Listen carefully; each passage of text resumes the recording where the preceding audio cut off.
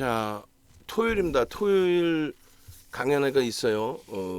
서울 강연회고 KG타워 지하 1층입니다. 지하철 5호선, 2호선, 6번 출구,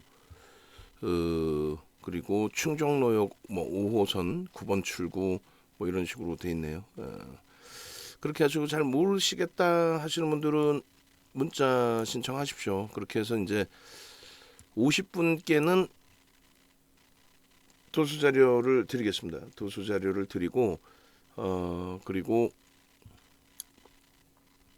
추가적으로 이제 이벤트 행사를 진행해 드릴게요. 그래서 우리 정회원님들이 10분 오시고 그중에 이제 10분 오시고 한 분 빼고는 다 식사를 하신다고 말씀하셨고, 그다음에 일반 회원님들, 일반 신규 회원님들의 경우에 그렇죠. 삼성전자, 하이닉스 등등.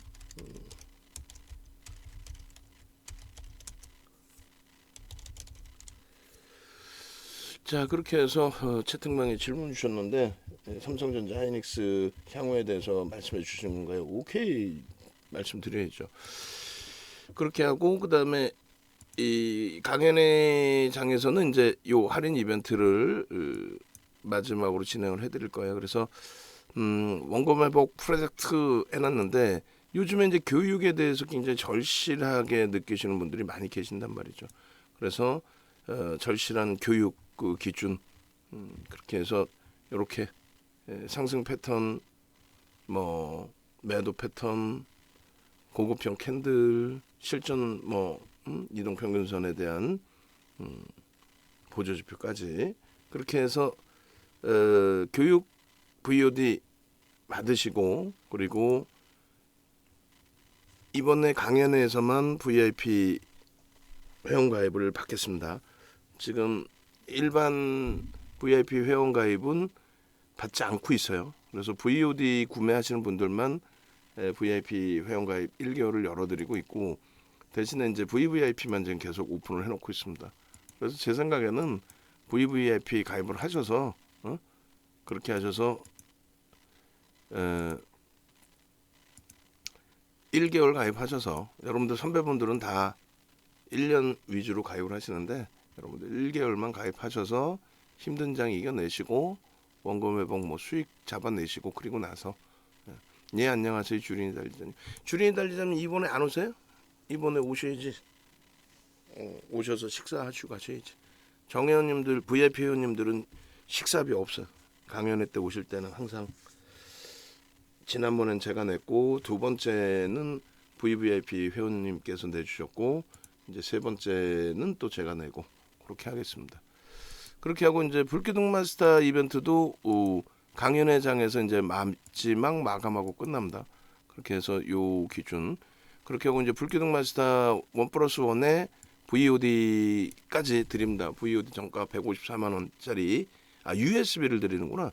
1+1에 99만 원짜리 기초 15시간 강의, 기초 강의 15시간짜리 불기둥 마스터 99만 원 가입하시면 드리고, 2+3 가입하실 때는 15시간짜리 USB 플러스 25강, 총 28강에서 30강 정도 되는 VOD를 추가적으로 또 드립니다. 그러니까 요게 마지막 이벤트니까 그거 기준 잡으시면 되겠습니다. 자, 그렇게 해서 진행을 하고, 방송 오늘 이제 야간 방송은 그간 굉장히 고달프셨는데 그 고달프신 기준에서의 시황, 또 시황 한번 손대기 시작하면 시간이 굉장히 쭉쭉쭉 지나갈 텐데, 시황 그리고 종목군 그렇게 설정을 하겠습니다. 그래서 이제 시황 기준에서는 아무래도 이제 22일자 강의 내용, 그 내용을 이제 복합적으로 진행을 할 거고, 그리고 일단은 종목군, 지금 궁금해하시는 종목군이 이제 하이닉스, 삼성전자, 그밖에 여러 가지 종목군들. 그리고 제가 이제 자주는 못 들여다 보겠지만 채팅창에, 유튜브 채팅창이든 우리 홈페이지 채팅창이든 또 카톡방 채팅창이든 거기에 이제 올려주시면 종목이든 시황이든 제가 확인하는 대로 답변 드리고 전략 잡아드리도록 하겠습니다. 그렇게 해서 기준 설정 범위 잡아가시면 되겠어요. 자, 그러면 바로 교육 들어갑니다. 일단은 그 시황 부분에 있어서 이 부분부터 쭉 놓고 보시죠. 뭐. 빠르게 진행을 할게요. 이 부분은 뭐 계속 설정을 해드렸던 내용들이니까 FOMC 회의 또 FOMC 회의 끝나고 나서 이제 흐름 여기서 가장 중요한 건 뭐라 그랬어요? 이 내용을 자세히 듣고 싶다 하시는 분들은 시황 원고 참조하시면 돼요. 그래서 지난번 이 시황 부분하고 좀 시황 전략 묶음하고 다 드릴게요. 드려서 지금 여러분들이 이 시황 기준을 제대로 이해하고 넘어가셔야 되니까 그죠? 종목군들도 마찬가지고 그래서 이게 좀 길이가 많다 할지라도 들으셔야 돼요. 제가 올려드릴게요. 일단은 그렇게 해서 시황 부분 우리 정 의원님들 방에도 내용이 좀 많지만 다 올려드리겠습니다. 그리고 링크를 올려드릴 테니까 그렇게 하고 오늘 또 실시간 지금 방송으로도 정리해서 또 들으셔야죠. 그리고 오늘의 반등이 금요일의 반등이 추세적으로 이어질 수 있을 것이냐 그 기준점도 놓고 보셔야 됩니다. 그렇게 해서 일단은 시황 부분에 대한 내용의 링크 먼저 잡아드리고요. 그리고 그 다음에 추가적으로 삼성전자, 하이닉스, 에코프로 BM까지의 시황 부분을 또 올려드릴 거예요. 그렇게 해서 그 부분 참조하시고 그리고 이제 그 링크를 지금 올려드리는 거는 2시간 반인가요? 그때 해드린 게 그러니까 굉장히 길게 시황을 잡아드린 거예요. 그러니까 그 부분에 대해서 여러분들이 재차 이제 또 들으시면 되거든요. 이렇게 좀 올려드렸으니까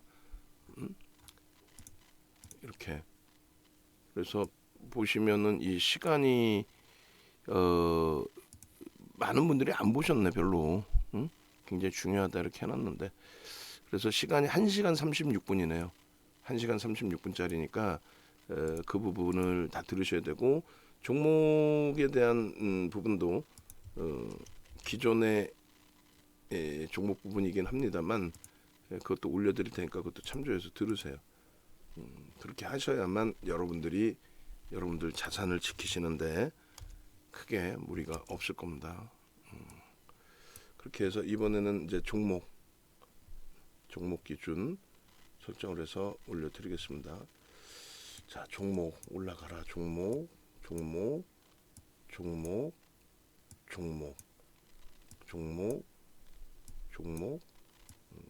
8군데를 올려드려야 되다 보니까 그래서 이제 그 종목 기준은 삼성전자, 하이닉스 기준에서의 링크 부분까지도 다 잡아서 드리겠습니다. 그리고 사실상 이 에코프로 BM 같은 경우에도 충격을 한번 제대로 맞았죠. 제대로 맞고의 흐름인데 그 부분은 이제 좀 이따 종목 설명할 때 또 올려드리는 기준을 설정을 잡도록 하고 요 방금 올려드렸던 그 내용에 대해서 PDF 파일로 시황 부분 PDF 파일로 올려드리도록 하겠습니다. 그래서 일단은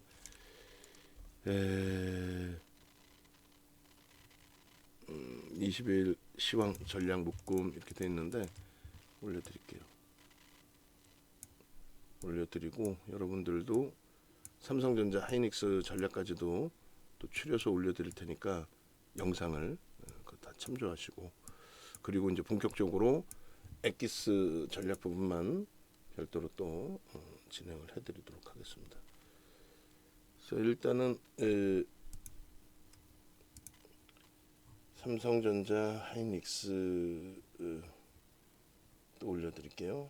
삼성전자 들어도 여러분들께 도움이 되지 절대 해가 되지 않는 그런 내용입니다. 꼭 참조하시고 그렇게 해서 저 자료들 만들어서 교육해 드리는 데만 해도 뭐 날짜별로 계속 해드렸잖아요. 이건 그리고 이제 제일 중요한 부분이 지금 미국의 금리를 올린 이후에 당연히 기존에 계속 4번 올려왔었던 영국도 5번째 금리를 올린 거고, 그리고 스위스도 15년 만에 금리를 50bp 올렸어요. 그리고 유럽도 금리를 올리겠다라고 그렇게 해서 설정을 한 상태입니다. 그런 그 기준에 우리가 한 가지 뚜렷하게 인식하고 가셔야 될 부분은 이런 거죠. 이런 거. 선진 시장의 금리가 여전히 바닥급니다. 직전에 미국 금리가 직전 금리가 2.5%였고요. 그리고 2006년 6월 그 기준에서의 금리가 일단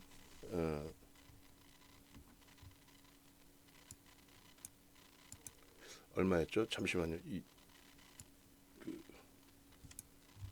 이쪽에 한 군데 안 올려드렸네. 깜빡하고. 죄송한데 한쪽만 더 올려드리고 그렇게 해서 이 금리가 여전히 이제 바닥금리의 기준이라는 거를 좀 인식을 하셔야 됩니다. 그걸 또 우리가 인정을 해줘야 되는 거고, 그리고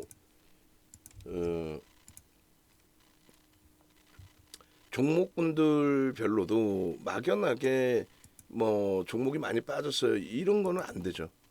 막연하게 그 기준으로 설정하시면 안 되고, 결론적으로 그 종목군들의 펀더멘탈적인 부분, 저평가 상태의 기준이 설정이 되느냐, 저평가 상태로 인식을 잡을 수 있겠느냐, 이런 게 굉장히 중요시 작용이 돼야 된다라는 거예요.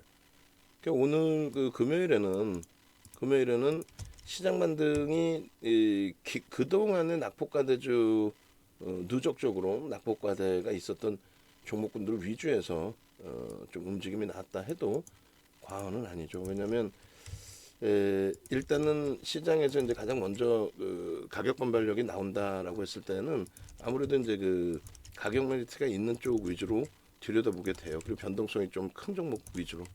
근데 그것이 지수의 실질적인 반등으로 연동이 될 때는 명분이 있는 쪽, 뭐 지수, 그러니까 주가가 끌어올려질 수 있는 명분, 그러니까 실적에 대한 명분이나 이런 부분이 있어야 된다는 거죠. 어찌됐건 금리 얘기로 다시 돌아와서 이제 말씀을 드리면 미국의 금리가 2006년 6월달 금리가 5.25%였어요. 그거 대비하면은 뭐 제한적이라는 거고. 그리고 가장 크게 문제되는 거 짧게만 말씀드리면 어차피 25일 토요일 2시 서울 강연에서 다 자세히 설명을 드릴 겁니다. 한국과 미국의 금리 격차 때문에 발생될 수 있는 문제 없습니다. 전혀 없습니다. 뭐 시장에서 지금 캐리 트레이드 자금에 대해서, 그러니까 캐리 트레이드 자금에 대해서 얘기하는 것도 아니고 그냥 막연히 금리 격차가 나오면 당연히 선진 시장으로 자금이 쏠린다. 그렇게 얘기하는데 그거는 이제 교과서적인 얘기입니다. 교과서적인 이야기이고 그 내용은 실질적으로는 우리나라에 맞지 않아요. 무슨 내용이냐면 캐리 트레이드 자금이라는 거는 N 캐리 트레이드 자금으로 일반적으로 얘기를 하는데, 일본이 제로 금리였을 때 선진 시장에 뭐 예를 들면 미국이 5.25다 그쪽으로 이제 가는 경우도 있지만 그 경우보다는 이머징 마켓, 그런 쪽으로 이제 자금이 좀 넘어가죠. 넘어가서 그쪽의 금리 격차를 노리고 들어가요. 그리고 이제 주식시장의 변동성이 원체 크기 때문에 금리 격차를 노리고 들어가는 자금이 주식시장에서 이중적인 수익을 얻겠다 이런 경우는 거의 없어요. 그런 경우는 제한적입니다. 그런 경우가 어디 있겠어요. 그러니까 지금 우리나라하고 미국하고 이제 금리가 뭐 이번에 빅스텝 또 자이언트 스텝을 밟게 되면은 그러면 이제 금리가 격차가 나온다. 우리가 더 낮은 금리면 우리 외국인들이 빠져나가서 미국으로 돈을 송금한다. 근데 그렇지 않다는 실질적으로 그렇지 않다는 거예요. 그리고 이제 만약에 그런 흐름이 연출이 된다 해도 시장에 미친 영향은 없어요. 사실상.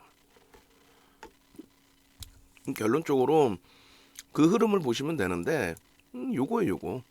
요때 5.25일 때 이게 이제 5.25였거든요. 요 최고점이 1%에서 17번 올린 거예요. 25bp씩 17번을 올리니까 그게 4.25% 포인트를 더 올린 게 된 거고.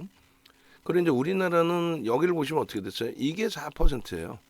이게 계속 4%였습니다. 그러면은 미국이 5.25, 5.0, 그다음에 4.75, 4.5 그리고 4.25 여기가 4%. 여기가 4%일 때의 기준 대비해서 우리나라는 그러니까 4% 넘겨서 이렇게까지 올라올 때 우리나라 최고점의 금리가 4.25, 6월 달에 4.25였어요. 그러니까 금리의 격차가 이미 1% 수준 뭐 그렇게 금리 격차가 나 있어도 외국인들이 돈을 빼고 나간다 주식시장에서 그러진 않아요.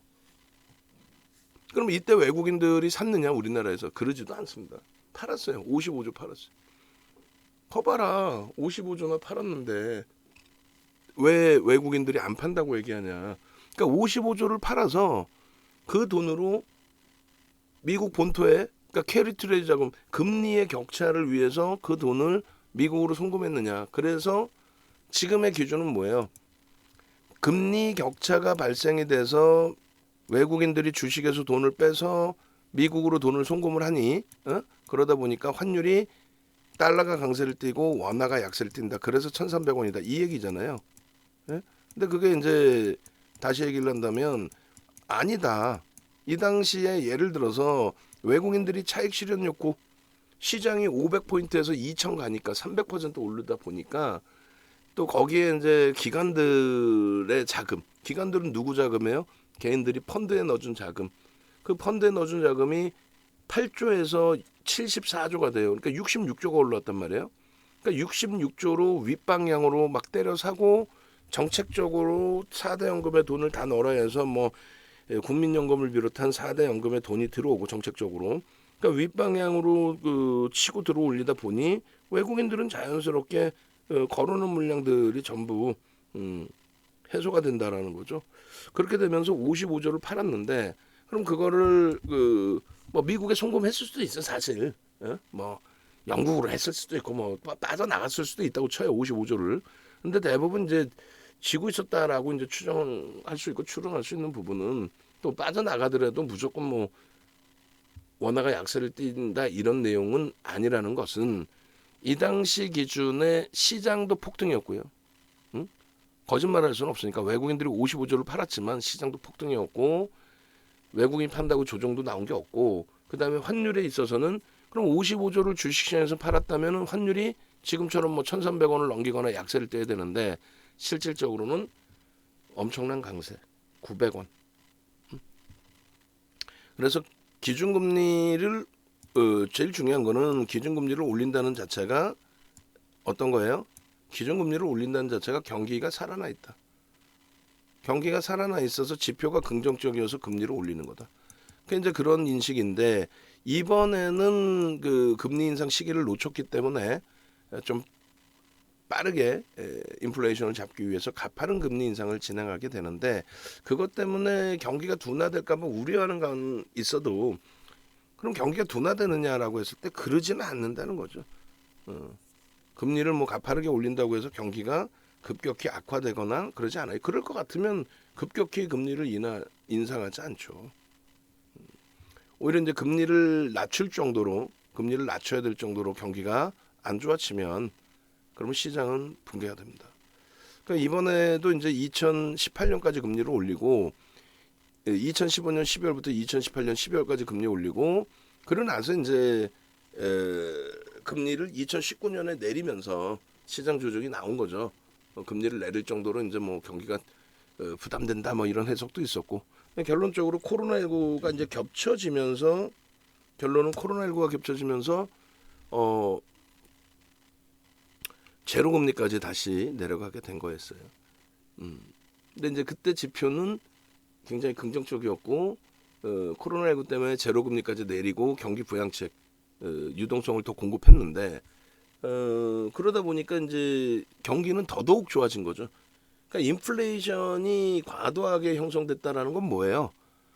생산자의 물가 지수도 올라갔고 소비자의 물가 지수도 올라갔고 부정적으로 얘기한다면 화폐 가치가 훼손된 거고 긍정적으로 얘기한다면 잘 나가는 친구는 더더욱 잘 나가게 됐다는 거죠.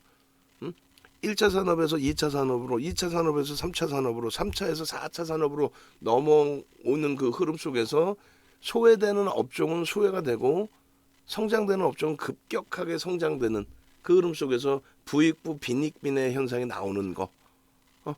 삼성전자의 시가총액이 월등히 커지고 하이닉스의 시가총액이 월등히 커진 것은 실적이 상상을 초월하게 좋아졌기 때문에 2015년 이후의 실적이 전기전자 업종의 실적이 상상을 초월하게 좋아졌기 때문에 그래서 그들은 미국의 IT주들처럼 시장을 견인해 온 거고 그 인플레이션 덕분에 외형이 더 커진 거예요.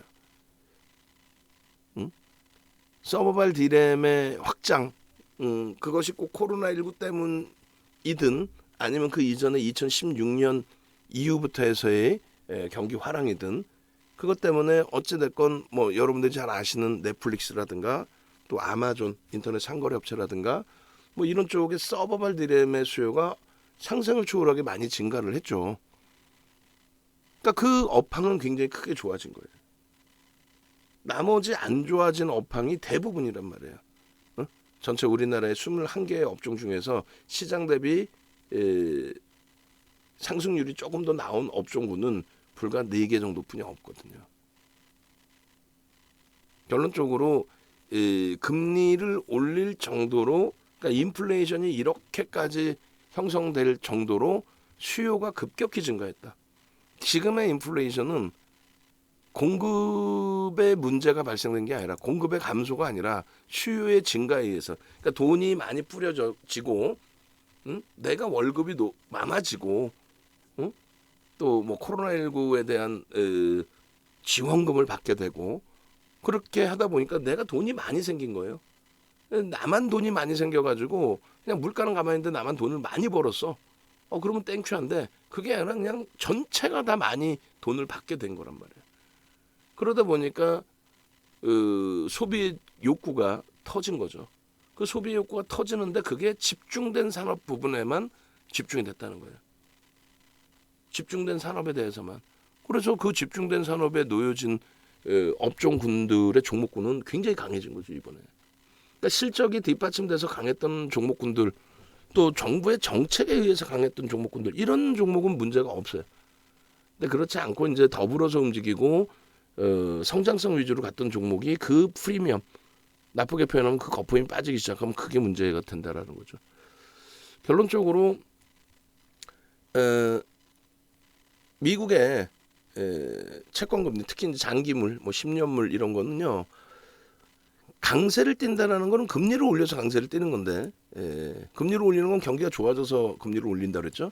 경기가 좋아져서 소비가 많아지니까 인플레이션이 나오는 거를 잡기 위해서 금리를 올린단 말이에요. 유동성을 좀 줄여준단 말이에요.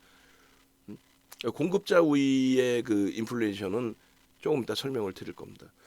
그래서 금리를 올릴 때에 장기물의 그 금리가 덩달아서 따라서 움직이는 건 경기가 좋다라는 인식인 거고 정확하게 이렇게 금리를 내릴 때 요 밑에 지금 날짜를 이 친구들이 깜빡하고 안 넣어놨는데 요거 내일 다시 잘라야 될 것 같아요. 그래 결론적으로 이제 이 기준이 여기가 그 테이퍼링 진행한다라고 했을 때 기준이고 2003년부터 2004년의 기준이고 여기가 이제 2015년 이후에 금리를 올릴 때의 기준이고요. 그리고 이제 2018년 이후에 2019년도에 금리를 내릴 때 기준이에요 이게. 예? 기준금리 올리고 내리고의 그 채권 금리가 연동된 거. 그래서 장기물이 하락하는 거는요 경기가 둔화된다라는 인식이에요. 그럼 지금 여태까지 얘기한 건 뭐예요? 스태그플레이션이 될 수도 있다였지. 예? 스태그플레이션이 될 수도 있자였지. 스태그플레이션이 되진 않았잖아요. 그러니까 경기는 안 좋은데 물가만 오르는. 지금 물가가 오르고 금리를 올렸기 때문에 경기는 둔화될 것이다. 그런데 감당하지 못할 정도냐? 그건 아니라는 거예요. 그런 상황이어서 문제가 된다면 얘가 내려옵니다. 장기물이 내려와요. 장기물이 하락하는 과정 속에서 단기물이 장기물의 수익을 넘길 때 그게 이제 장단기 금리 역전 현상의 부정적인 요인이고 금리가 상승하는 과정 속에서 단기물이 빅스텝 밟고 자이언트 스텝 밟아서 금리를 역전시키는 그런 현상은 그거는 부정적이지 않다는 거예요. 그거는 금리 역전 현상으로 인식하지 않아요. 그리고 이제 일본의 그 국채 수익률이 16일, 17일에 이제 FOMC 회의 끝나고 나서 미국이 자이언트 스텝 75bp 올리고 나서 영국도 다섯 번째로 25bp 올려서 1.25가 되고 스위스도 15년 만에 50bp 올려서 마이너스 0.25가 되고 올렸는데도 마이너스 0.25. 다섯 번 올렸는데도 영국이 1.25고 여전히 낮다라는 걸 제가 강조드리는 거고요. 그리고 이제 7월 이후에 유럽 중앙은행도 금리를 올릴 것이다 라는 의견이 이제 지배적이다 보니 일본만 제로금리 유지하기가 어렵겠구나, 금리를 올리겠구나 라고 해서 채권 수익률이 급등을 한 거예요. 이게 문제가 되겠습니까? 라고 이제 예쁜 공대님이 질문을 주셨고 저는 문제될 가능성은 제한적이어 보입니다 라고 말씀을 드렸고 결론은 뭐 문제가 없었죠. 그리고 이것도 달러도 마찬가지예요. 금리를 올려서 달러가 강세를 띠는 건 아니에요. 이 시점이 금리를 올리던 시점이에요. 그러면 보시면 100을 넘겼는데 결론적으로는 어떻게 돼 있어요? 90을 이탈하죠. 이때 금리를 인상하던 시기입니다. 그럼 달러의 강세에 대해서 여러 가지 의견이 있는데 예를 들면 지금 미국이 스태그플레이션에 집중해서 경기가 둔화될 것이다. 41년 만에 물가 상승률이 사상 최대치다. 그러면은 어떻게 돼야 돼요? 달러의 가치가 폭락을 해야죠. 달러가 저렇게 강세를 띨 수가 없지. 폭락을 해야지. 그래서 그 부분도 뭐 제한적입니다. 그래서 달러 가치에 대한 부분에 대해서도 이제 한번 다시금 보여드리면 이렇게 돼 있죠. 10년 만기 이제 국채에 대해서는 나와 있고 차트를 우리 직원분이 잘라 놓으셨을 거고 달러 인덱스 같은 경우에 이렇게 보시면은 일단은 최대 기준에서 보겠습니다. 리먼 터졌을 때 어떻게 됐어요? 리먼 터졌을 때 이때 줄어들지는 않는구나. 리먼 터졌을 때에 이렇게 급격하게 추가적인 약세를 띠게 됩니다. 달러가 9.11 테러 이후에 쭉 내려온 달러가 달러 인덱스가. 그래서 이 부분에 대해서 여러분들이 눈으로 보여지는 거를 보고 확인을 하셔야 된단 말이에요. 눈으로 보여지는 거에 대해서. 눈으로 보여지지 않는 거를 여러분들이 자꾸 기준을 잡으시려고 하시면 안 된다는 거예요. 달러 인덱스가 강세를 띠고 있는데 저거 왜 강세일까를 고민을 하셔야 되잖아요. 그게 지금 미국 쪽에서 스태그플레이션의 우려감이 있고 그 스태그플레이션의 우려감이 있는 상태에 미국이 그러니까 경기가 스태그플레이션이라는 거는 경기는 안 좋은데 물가만 오르는 걸 얘기하잖아요. 근데 달러가 강세를 띨 수 있어요? 말도 안 되는 내용이지. 안전자산으로의 선호, 리먼 터지고 나서 미국의 문제였잖아요. 서프라임, 모기지론의 붕괴, 파생상품의 붕괴. 결론적으로 미국발 악재 요인이라면 달러 인덱스는 저렇게 강세를 띨 수 없어요. 정책적으로 이제 좀 강세를 가져가려는 의지가 있는 거죠. 어찌됐건 저거는 이제 좀 잡혀질 가능성이 있습니다. 그래서 우리나라 원달러 환율이 비이성적으로 이렇게 움직여서 휴지가 돼간다면 모를까. 지금의 이 흐름은 엔화 대비 엔화의 그 가파르게 올라온 흐름 대비해서는 상당히 제한적이에요. 그리고 엔화가 엄청난 약세를 띈다고 해서 우리나라 원화 대비 어마어마한 약세를 보입니까? 그렇지 않아요. 달러 인덱스 기준에서 6개 통화의 기준. 그래서 유로 대비 또 파운드화 대비 달러가 마음대로 뭐 강세나 약세를 띠기 어렵단 말이에요. 그들이 가만히 있지는 않죠.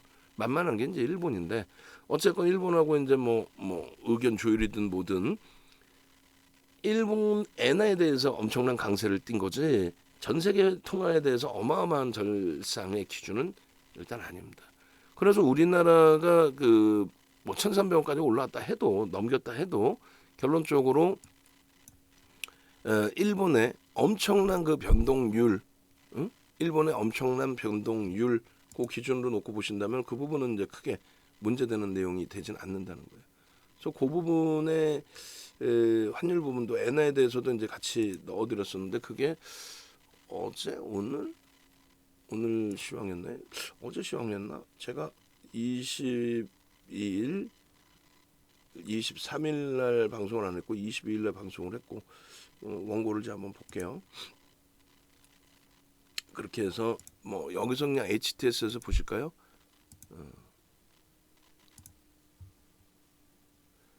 엔화에 대한 부분 이렇게 엔에 대해서 월봉 보시고 엄청나게 엔화가 가파른 속도로 약세를 띈 거죠.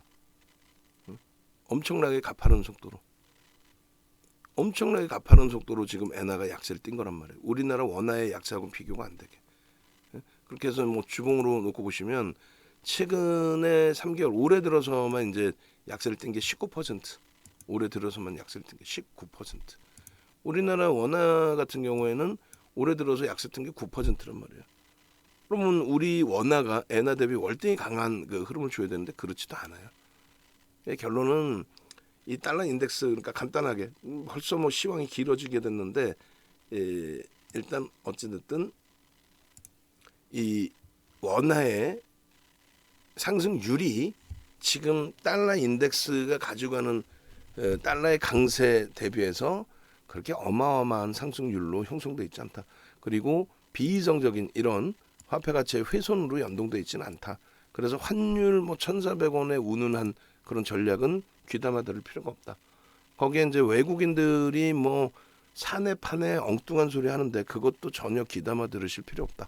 그러니까 외국인들의 기준은 지금 원화가 약세를 띠는데 예를 들어서 1,400원까지 올라온다. 혹은 1,500원까지 올라온다고 했을 때 주식시장을 떠나서 전체 이제 외국인들의 기준에 있어서 캐리 트레이드 자금뿐만이 아니라 정상적인 이제 그 투자 자금이 들어와 있다 할지라도 지금 1,300원에 1달러를 사는 게 유리하겠어요? 아니면 나중에 1,500원 주고 1달러를 사는 게 유리하겠어요? 만약에 1,500원까지 간다고 치면 외국인들 입장이든 누구의 입장이든 1,500원에 1달러를 사는 것보다는 1,300원, 지금 1,300원일 때 사는 게 유리하다는 거죠. 그래서 환율이 원화가 더 약세를 띠게 된다면 더 약세를 띨 가능성이 높다라고 한다면 외국인들 입장에서는 주식시장에서 주식을 매도해서 달러를 지금 사려는 움직임이 나올 수도 있습니다. 근데 그들이 매도해서 시장으로 밀린 게 그러니까 6월 달에 시장이 코스닥만 20% 깨졌어요. 장중 저점이. 코스닥 장중 저점이 20%입니다. 그럼 말이 안 되잖아요. 환율 뭐 20%씩 내려왔나? 약세를 뗐어요. 우리나라 원화가 20% 약세를 뗐습니까? 6월 한 달에? 그거부터가 거짓말인 거예요. 응? 원화가 더더욱 약세를 띨까봐 주식을 막 팔아서 나간다? 막 파는 순간 자기들은 더 손실인데. 결론적으로 1,500원을 간다라는 개념보다는 지금 뭐 경제학 논리상 연말까지 환율을 1,200원 수준으로 회귀된다라는 쪽에 무게감을 더 주고 있죠. 뭐 수출입 동향이나 모든 걸 감안했을 때. 그렇게 되면 오히려 외국인들이 그 논리라면 이제 외국인들이 매수를 해야죠. 근데 지금 이제 말씀드리는 거는 그 자체가 아니고 예를 들어서 뭐 환율이 이만큼 올라갈 것 같아 1,500원 갈 것 같아서 외국인이 지금 파는 거다 아니라는 거고요. 1,200원 내려올 것 같아서 외국인이 파는 거다 아니라는 거고요. 또 외국인이 팔아서 원화가 약세를 뗀다 그것도 뻥이라는 거예요. 그러면 아까 말씀드린 것처럼 2005년부터 2007년까지 외국인들이 55조를 팔았어요. 외국인들이 55조를 팔았는데 원화가 약세를 띱니까? 지금 놀린 거잖아요. 외국인이 오늘도 주식시장에서 매도했어요. 그래서 환율이 계속 올라가요. 무슨 말 같지도 않은 소리야. 55조 팔을 때 이렇게 내려왔어요. 물론 조선주의 수출 규모가 뭐 어마어마하긴 했지만 지금은 다 수출 입동량 다 떠나서 그냥 주식시장의 외국인들의 기준만 가지고 외환시장까지 평가를 하잖아요. 그건 아니다. 그건 아니다. 그렇게 설정해서 보는 건 무리수가 있다. 그래서 이 부분도 보여드리게 되면은 뭐 이런 식의 기준이 돼요. 외국인들 자체가 일단 어찌됐든 이럴 때 지분율이 어마어마하게 증가하죠. 이럴 때 어마어마하게 증가합니다. 지분율이. 그러면서 시장도 견인이 되는 경우도 있고. 근데 IMF 터지고 나서 어떻게 돼요? 외국인 지분 한도를 풀어줬죠. 그게 이제 IMF 자금지원의 1차적인 이제 요구 조건 중에 하나니까. 외국인 지분 한도 부분을 풀어주다 보니 외국인들이 막 사재깁니다. 근데 위로 사재겨요? 바보예요? 여러분들이 펀드 매니저면은 다른 나라 어디 이제 뭐 베트남 갔는데 베트남이 외환 위기가 왔어. 시장이 폭락할 상황이야. 근데 지분 한도 풀어줬어. 얼씨구 나고 윗방향으로 막 때려 삽니까? 밑에서 사겠지. 그러니까 외국인들이 산다고 해서 시장이 오른다거나 외국인이 판다고 해서 시장이 내리거나 그러지 않다란 말이에요. 외국인이 여기서 얼마나 많이 샀어요. IT 거품, 그 거품 깨질 때. 그래가지고 펀드에서 막 계속 로스컷 물량 쏟아져 나올 때. 그럴 때 외국인들은 무지하게 사재겼단 말이에요. 그러한 이후에 2001년부터 뭐 2004년도에도 샀고, 그런데 2005년부터 2007년까지 55조를 팔았어요. 근데 희한하게 시장은 폭등입니다. 55조를 팔았는데, 그죠? 그러니까 여러분들의 상식이 다 무너져야 되는 거 지금. 아니 외국인이 사면 오르고 외국인이 팔면 더 빠질 것처럼 얘기하면 더. 근데 외국인이 팔았는데 더 올라. 외국인이 샀는데 무지하게 내려. 그럼 지금 시장에 그럼 뭐예요? 외국인이 팔아서 시장이 빠진다? 말도 안 되는 논리죠. 개인이 사서 시장이 내린다? 거짓말쟁이들이지. 결론적으로 이 물량들을 누가 받아내요? 기관이 받습니다. 이렇게 외국인이 이렇게 숨도 안 쉬고 막 20거래를 연속 매도하고 28조를 막 한 방에 매도하고 몇 달 동안에. 근데 시장은 막 폭등이야. 외국인이 이렇게 매도하는데 누가 사요? 기관. 그러니까 기관이 샀으니까 올라갔겠지. 그 기관 돈이 누구냐고. 주식형 펀드 스택 잔고가 8조에서 74조까지 올라온다니까 66조 올라와요. 66조. 그리고 우리 직원분 만에 하나 퇴근 안 하셨으면은 고 노무현 대통령 그 신문 기사 그 표 작업한 거 있으면 주시고 없으면 이제 제가 보여드리면 돼요. 이 펀드에 돈이 들어오기 시작한 게 또 연기금이라는 거는 대략 70군데 정도가 연금과 기금이 있어요. 아유 감사합니다. 아이고 퇴근도 못하고 얼른 마무리하고 퇴근하세요. 나머지는 내가 좀 잘라놓을 테니까. 결론적으로 그때 당시 정책이 뭐였냐면은 그거였어요. 연기금도 돈 넣어라. 그리고 공무원연금도 돈 넣고 주식시장에 사학연금도 돈 넣어라. 아니 뭐 하버드 대학도 그 돈 넣어가지고 수익 내가지고 행복하면 되는데 너희들은 왜 돈 안 넣니? 뭐 이런 내용이었어요. 퇴직연금도 돈 넣어라. 그러면서 모든 그 자금을 돈 넣어라 한 거야. 이것도 마찬가지. 변액보험도. 외국에서는 이제 그 변액보험은 사양 사업이에요. 그 변액보험 들을 일이 없는 거. 지금도 우리나라 변액보험 판매하죠. 근데 이게 이제 변액보험은 그때 당시에 이제 2007년 그러니까 2007년도에 시장이 이제 정점이죠 사실. 11월에 정점을 찍습니다. 2008년도에 폭락하고 나서 변액보험 변액보험에 대해서 시민단체부터 해서 막 다 깨기 시작합니다. 정권도 바뀌었고. 이게 뭐냐면 만약에 이제 그 거치식과 적립식이 있는데 뭐 거치식이든 적립식이든 사업 비용을 외국계 같은 경우는 최고 많이 뺀 데가 제가 기억이 맞다면 26%씩 막 빼버렸어요. 그러니까 적립식 같은 경우 만약에 100만 원을 넣잖아요. 그럼 26%를 사업 비용으로 빼버리고 74%만 넣어주는 거예요. 무슨 얘기냐면 변액보험은 그냥 생명보험 같은 거 뭐 한 500만 원짜리 하나 해놓고 나머지 그 금액을 전부 이제 주식 펀드사에 돈을 주는데, 그러니까 여러분들이 그냥 자산운용사에 돈을 갖다 주면 되거든요.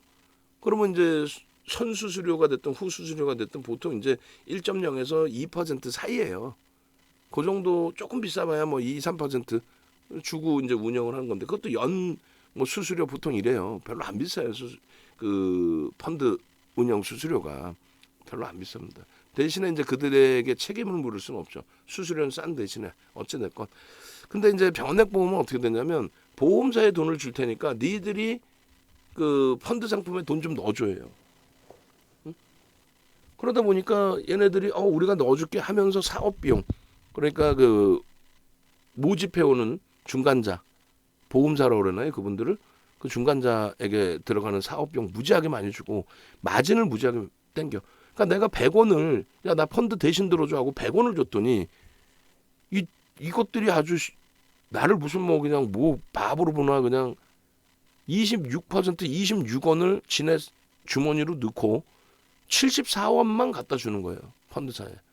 그건 말 같지도 않은 그런 설계의 상품이기 때문에 이건 해외에서는 다 죽은 상품이란 말이에요. 근데 이게 우리나라에서는 사업 비용이 다 틀리겠지만 외국계사 같은 경우 막 26% 그래갖고 시사 프로에 무지하게 두들겨 맞았습니다. 결국은.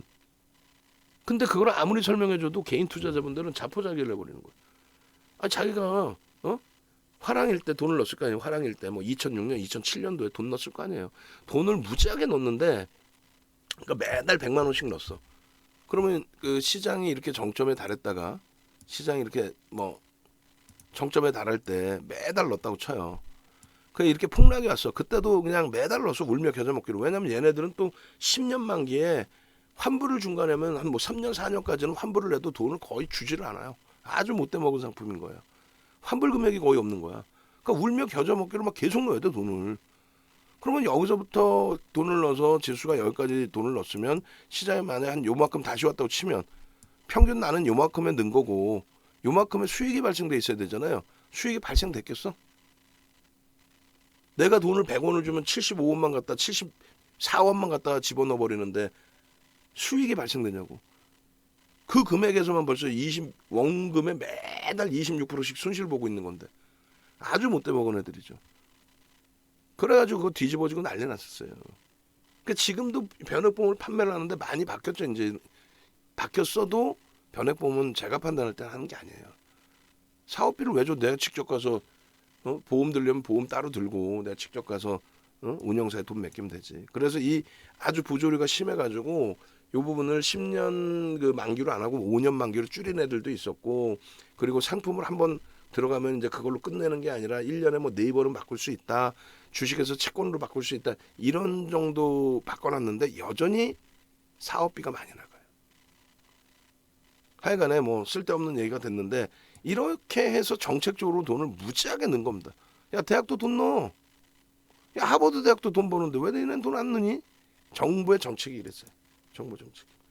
그러면서 별의별 분석 내용이 다 나와요. 우리나라 가계 금융자산에 왜 직접 투자만 하고 간접 투자 펀드에 돈을 왜 안 넣냐 이거야. 돈 좀 넣어라. 그러면서 보여주는 게 이렇게 보여주는 거야. 한국과 미국과 일본의 가계 금융자산 구성인데 미국이 사학년 그 사학재단들 하버드 대학도 주식을 투자한다. 근데 미국이나 유럽 쪽의 경우는요. 그들은 그 뭐라 그럴까요? 우리나라 같은 경우에는 이렇게 주식 및 출자 지분 이렇게 돼 있잖아요. 그리고 이제 펀드 이렇게 돼 있단 말이에요. 그러니까 이제 미국은 펀드도 많고 이렇게 주식 그다음에 출자 지분이 이렇게 많은데 선진 시장이 이렇게 많은데 왜 없냐 이거야. 왜? 너희들은 왜 없냐 이거야. 그러니까 영국도 이렇고 미국도 이렇다 이거예요. 유럽도 그렇고. 근데 결국은 한국은 같은 동양의 일본을 보는 게 맞겠죠. 일본 같은 경우 우리보다 더 적어 펀드가. 주식도 더 적어 우리보다. 그런데 꼭 코큰 애들만 따라가야 된다. 이런 식의 이제 논리도 많이 폈었어요. 그냥 결론적으로 이제 그 당시에 이제 돈이 무지하게 들어왔던 부분들이 있었고 그것을 바탕으로 이제 시장이 견인이 됐는데 그러니까 외국인이 판다고 시장이 깨지는 것도 아니고요. 외국인이 산다고 해서 시장이 오르는 것도 아니라는 걸 명확하게 지표에서 보시라는 얘기를 한 거고. 그리고 이 당시에 펀드에 돈이 들어왔던 거는 고 노무현 대통령도 부동산 과열시키려고 주식에 투자했다. 8천만 원 주식형 펀드 8천만 원 가입했다. 이게 시발점이 됩니다. 2005년 8.3일 부동산 대책을 앞두고 7월 달에 이렇게 네이버에서 뒤지면 이렇게 나온다니까. 농담이 아니라 포털에서 뒤지면 이렇게 나와요. 그러고 나서 또 어떻게 불을 지르냐면은 7월 달에 편입한 그 기준이 4개월 만에 25% 수익 났대. 누가 직장 다녀? 4개월 만에 25% 수익 나면 1년이면은 얼마야? 75%? 웃기죠. 100%가 넘겠지. 4개월 만에 25%의 복리로 불어날 텐데. 진짜 그렇게 수익이 났냐? 더 났겠지. 500포인트에서 2,000 갔는데 계속 거품이 생긴 거죠. 거기에 미래에셋 같은 경우가 시장에서 증권사 시장에서 지금의 뭐 이베스트 같은 거의 뭐 시장 점유율도 없던 쪽인데 결국은 대우 증권을 잡아먹을 정도로 공격적인 마케팅을 합니다. 자, 우리 상품이요 2년 만에요 뭐 200 몇십 프로 수익 났어요. 이런 걸 대대적으로 공개적으로 마케팅할 수가 없거든요. 근데 금융당국이 냅두는 거야. 그 미래에셋의 돈이 가장 많이 물렸죠. 아니 미래에셋하고 뭐 삼성이 알지만은 뭐 대신은 증권에서만 좀 강자였는데 대신하고 미래에셋하고 뭐 어떻게 알아? 처음 주식하시는 분들은 모르지. 그냥 미래에셋이 광고 많이 하고 수익이 뭐 몇백 프로씩 났다니까 그쪽에 돈을 넣는 거죠. 그래서 미래에셋이 주식형 펀드 수색 잔고 1위였어요. 1위. 그때 돈을 하여간 무지 벌었지. 어찌됐건 이 정도의 정책이 형성돼 있었다. 그래서 연간 단위의 10대 뉴스 2005년도 10대 뉴스에 주식형 펀드가 8위에 이런 흐름이었어요. 그러면 이제 간접 상품에 돈이 들어와서 결국은 시장을 견인했고 외국인들의 55조의 매도를 전부 그들이 정책적으로 다 들어온 돈들이 시장을 견인한 겁니다. 그러니까 지금의 기준에서도 외국인 한 명, 기관 한 명, 개인 한 명 이렇게 생각하시면 안 된다는 거예요. 수많은 성향의 외국계 기관 투자자, 또 수많은 성향의 국내 기관 투자자, 그리고 수많은 성향의 개인 투자자분들. 그 자금들이 이제 어우러서 가는 거고요. 그래서 무슨 뭐 환율 외국인들이 팔아서 원화가 약세를 띈다? 말도 안 되는 소리. 그거는 이론적으로 일부 그렇게 될 수는 있어도 그거는 말이 안 되는 거고. 그리고 환율 자체의 전망치가 윤정도가 하는 전망이 아니라 지금 대부분의 전망이 연말까지 해서 이제 1,200원 수준 그 정도로 이제 회귀한다 쪽에 무게감이 있습니다. 그러니까 그쪽으로 회귀가 되면 어떻게 돼요? 외국인 사야 되는 게 옳죠. 그러면 그런 논리라면. 근데 원화가 강세를 띈다고 사냐고. 이때 어떻게 했다 그랬어요? 원화가 강세를 띄는데 55조를 매도했다고 해요. 그런 기준점들을 잘 이해가 되셔야 돼요. 그게 이해가 안 되시면 윤정도하고 같이 가시면 돼요. 근데 유가 부분입니다. 유가가 폭등한 것 같죠? 폭등 안 했어요. 유가가 1월부터 우크라이나 사태 1월 말에 터졌는데 1월 말부터 유가 폭등한 것 같죠? 거짓말쟁이들.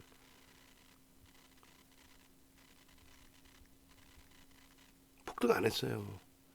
2월 말 3월 달에 2월 말에 자 무료 방송 중입니다. 네. 방송 끝나고 전화 드릴게요.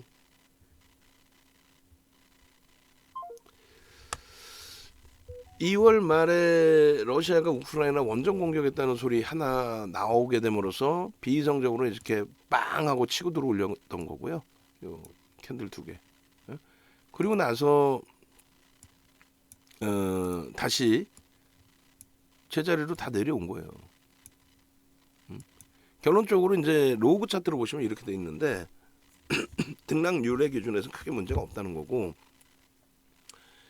저 부분을 그 과거 데이터로 보시면 이거예요. 이제 강연회 때 자세히 설명을 드릴 건데, 일단은 유가가 여기서부터 볼까요? 여기서 원유, 두바이유 가격 변동 추이 이렇게 해놨어요. WTI 서부 텍사스 증기율이나 얘나 뭐 똑같은 내용인데, 저런 내용들에 의해서 이제 뭐 유가가 강세를 띌 수도 있고 뭐 약세를 띌 수도 있고 뭐 여러 가지 있겠죠. 응?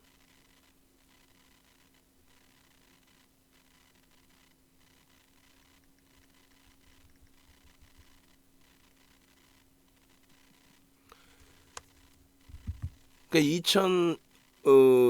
이게 2008년도 프루덴셜 증권의 임직원분들 교육 강연의 자료, 이게 강사가 윤정두고 프루덴셜 증권 그 임직원분들 교육해드릴 때 윤정두가 이제 작성해서 가져간 교육 자료란 말이에요. 저렇게 해서 이제 유가가 뭐 강세를 띠는데, 결론적으로 이 당시에 경기가 좋아지면서의 수요에 의한 강세였단 말이에요. 그러다 보니까 시장의 충격은 없었어요. 맨날 뭐 전략 비축유 얘기 나오고 뭐 나오고 했는데 결론은 아무 문제가 없었단 말이에요.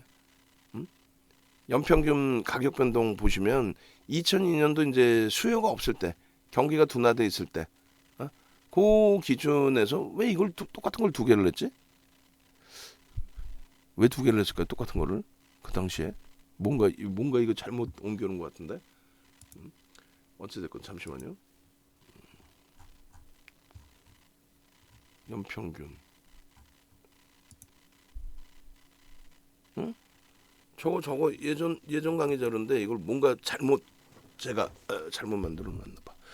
어쨌건 똑같은 걸 2개를 넣었네. 그래서 결국은 잘 보시면은 20불대 초중반의 기준에서 뭐 매년 이렇게 평균 가격이 올라오는데 2004년, 2005년 계속 이제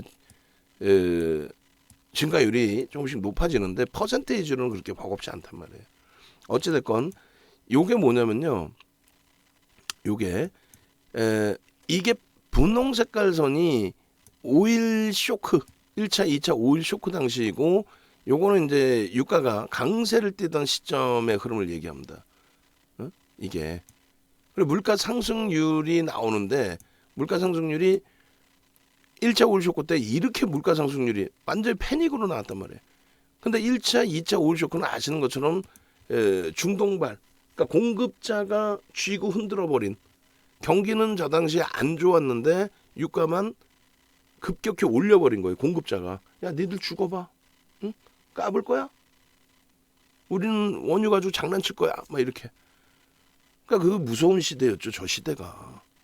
그러고 나서는 2000년대 들어서서 수요에 의한 강세를 띌 때는 물가 상승률이 제한적이었던 거고, 그 다음에 이제 본격적인 경기가 살아나면서의 유가 강세, 그 부분은 문제가 없었다는 거예요. 그 유가가 어느 정도 강세였는데 이만큼의 강세잖아요. 이만큼의. 그래서 1차, 2차 5일 쇼크 당시, 이 당시에 공급에 의한 문제가 발생됐을 때는 5일 쇼크라고 부르죠. 그 당시에는 말 그대로 스태그플레이션, 공급자에 의한 스태그플레이션이 나온 거고, 여기서 이렇게 유가 강세를 띄어요. 강세를 띄다 이제 중간에 한번 2001년도에 내려왔고, 그 다음에 계속 강세잖아요. 그 강세를 뛸 때, 분홍 색깔 유가 강세를 뛸 때 인플레이션이 터졌나요? 안 터졌단 말이에요.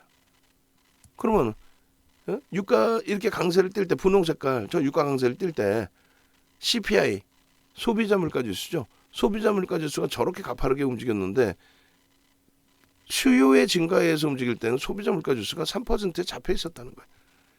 작년에 연준이 한 얘기 기억나시죠? 3%. 응? 근데 그 3%는 이번에 근원으로 놓고 볼 거냐 아니면 그냥 인플레이션으로 볼 거냐라고 했을 때 근원으로 놓고 보는 게 맞죠. 그 다음 범위가 이거예요. 경제 성장률과 유가 충격인데 경기가 뚝 꺾여버리죠. 경기가 그다지 좋지 않은 상태에서 유가 원재료 비용만 확 올려버리니까 다 같이 죽자는 거죠. 수요가 그냥 완전히 없어져 버리는 거죠.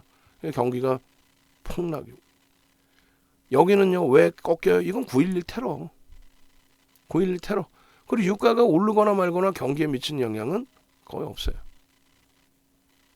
이도 이럴 것이 보시면은 2008년도에 유가 전망인데 10%가 오르면 이제 뭐 GDP가 0.21% 감소한다. 경상수지가 19.9% 감소한다.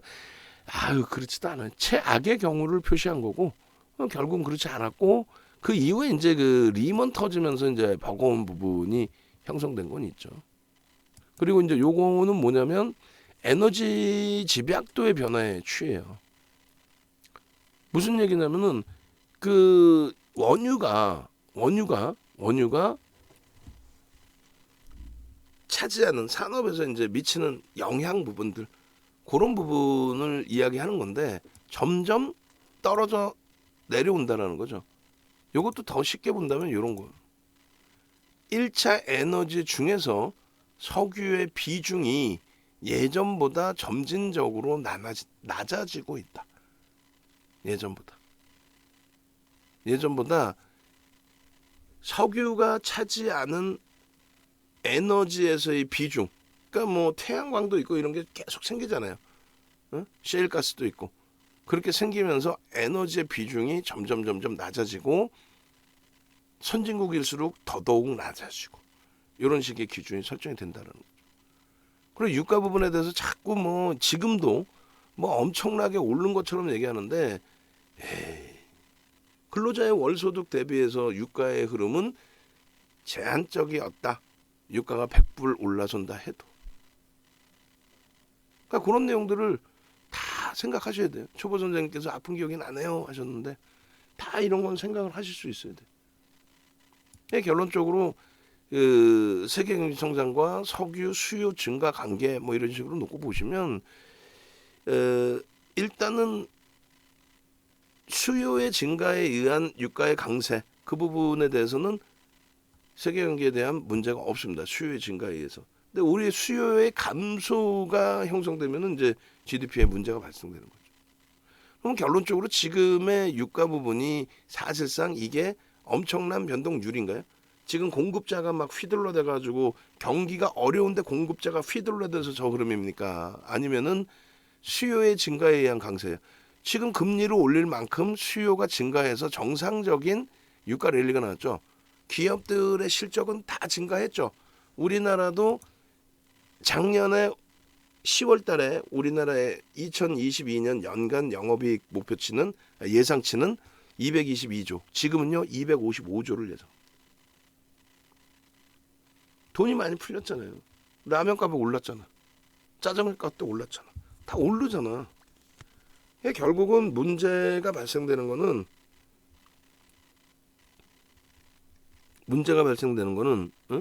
뭐가 문제가 발생되는 거예요? CDS 프리미엄에서 문제가 발생되는 거예요. 뭔가가 굉장히 심각한 문제가 발생된다면 이게 뭐냐면 5년 만기 우리나라의 외평채입니다. 5년 만기. 우리나라 국채 7%까지 올라왔어요. 리먼 브러스 터졌을 때. 근데 결론은 지금의 기준은 전혀. 그러니까 우리 그 직원분이 요건 잘못 그린 거. 여기가 아니에요 지금. 48bp거든. 요 정도. 그 여기 그 리먼 터졌을 때보다 리먼이 아니라 그 코로나19 터졌을 때보다 더 낮아요. 수치상으로. 보시면은 2020년도에 57이었잖아요. 최고가 53이고 그다음에 20일 날 48bp야. 전혀 어떤 문제거리가 없다라는 얘기 전혀 없는데 계속 주식시장이 많이 휘청됐다고 해서 그걸 가지고 난리를 친 거죠. 근데 이제 S&P 500 지수나 이런 부분을 보면 전혀 그렇지 않았다는 거고 이것도 나중에 녹화방송 차분히 보세요. 벌써 이제 시황 짧게 한다고 해놓고 벌써 1시간을 해버렸네. 그래서 결론적으로 생산자 물가 지수 생산자 물가지수가 일단은 안정화됐다. 금리 올리고 안정화됐어요.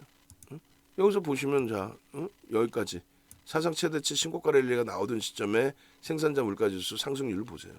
돈을 그렇게 뿌려댔는데 안 올라가냐고. 그러고 나서 요만큼 더 올랐다고 뭐 이게 문제가 돼요? 시장이 솔직히. 그리고 금리 올리고 나서 안정화됐죠. 더 내려갈 수 있어요. 마찬가지예요. 소비자 물가지수의 기준에서도 근원 소비자 물가지수가 별 3개입니다 원래. 근데 근원을 안 보고 에너지가 들어간 걸 놓고 봐요. 그래도 주춤거렸죠. 금리를 올리고 나서 아니 1월달에 여기까지 형성돼 있던 게 무슨 뭐 요만큼 더 올랐다고 시장이 우리나라 기준에 6월달에만 코스닥이 20%씩 빠지고 유가증권 시장에 한 달 동안 14% 빠지는 그런 게 어딨어. 자이언트 스텝 밟았기 때문에 이것도 안정화가 될 텐데 이미 이제 그 소비자 물가지수의 기준에서도 근원은요. 근원 소비자 물가지수는 이렇게 돼 있잖아. 벌써 이미 근원 소비자 물가지수는요. 정점 찍고 내려온 거예요. 이제 유가만 조금 안정화를 더 주면은 근원이 아닌 소비자 물가지수 자체의 흐름도 굉장히 가파르게 안정화가 되죠. 결론적으로 근원 소비자 물가지수, 그러니까 에너지를 뺀 식품을 뺀 물가지수는 벌써 이미 잡혔어요. 네네 고생하셨어요. 얼른 퇴근하세요. 1분이라도 빨리. 그렇게 해서 우리나라 검은 색깔 선이 우리나라 코스피 지수에 여기 써 있죠. 한국 코스피 지수. 검은 색깔 선 차트가. 우리나라가 유독 미국은 지금 여기잖아요. 여기. 우리나라만 여기 있어 지금. 말 같지도 않은 지수에 놓여져 있는 거예요. 2018년도 뭐 이런. 이 말이 됩니까? 왜 이렇게 밀렸어요 우리나라만? 독일 대비해서도 말 같지도 않은 지점에.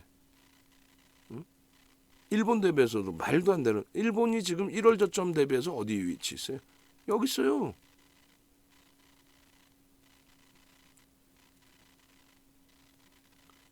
이거를 실질적으로 놓고 봅시다 이제.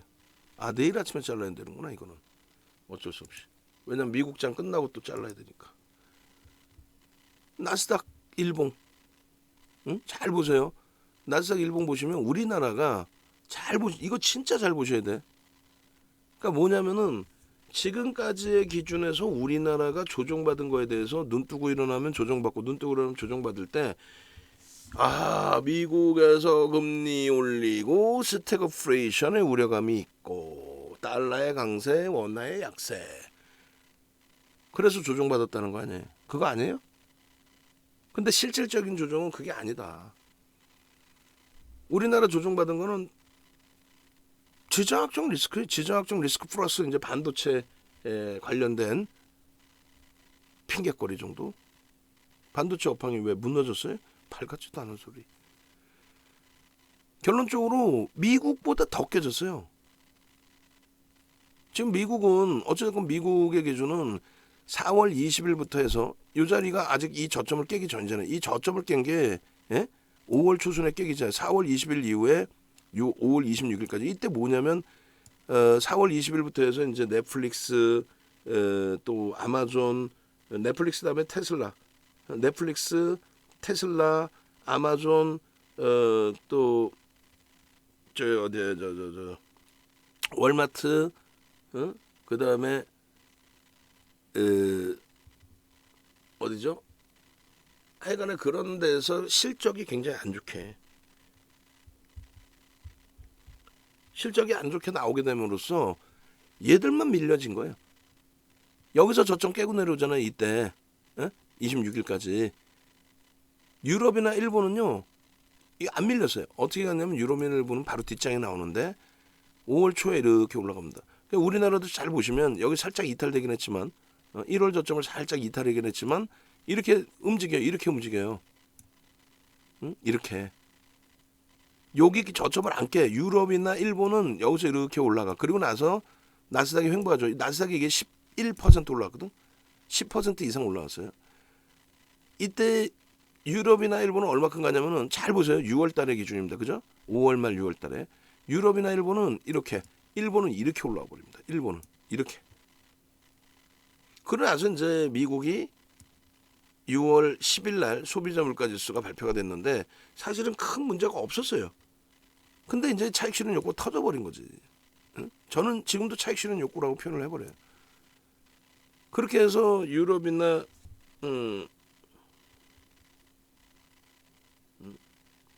유럽이나 일본 같은 경우에는 여전히 3월 저점을 깨지 않는 선에서 하방이 잡혀 있단 말이에요. 근데 나스닥은 조금 더 밀렸고 우리나라는 6월에만 유가증권 시장이 6월에만 얼마? 14%. 이해되세요? 결론적으로 독일 쪽 보시면은요, 5월 말에서 이렇게 움직인다고. 6월 초순까지. 나스닥은요, 횡보잖아. 우리나라는요, 하락이라니까. 유럽이 이렇게 오르는데 우리는 하락이에요. 희한하죠. 여기서부터 왜 깨졌을까를 생각해 봐야 된다고. 일본은요, 여기까지 들어올려요. 3월 고점까지. 응? 그죠?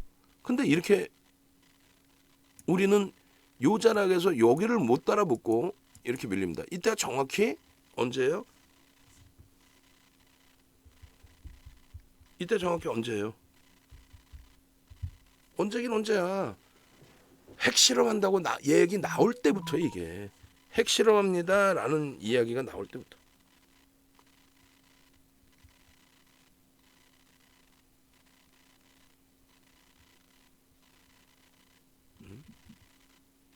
그럼 결국은 우리나라는 지정학적 리스크, 세계 유일의 분단 국가인 지정학적 리스크에 대해서 흔들렸다는 거예요.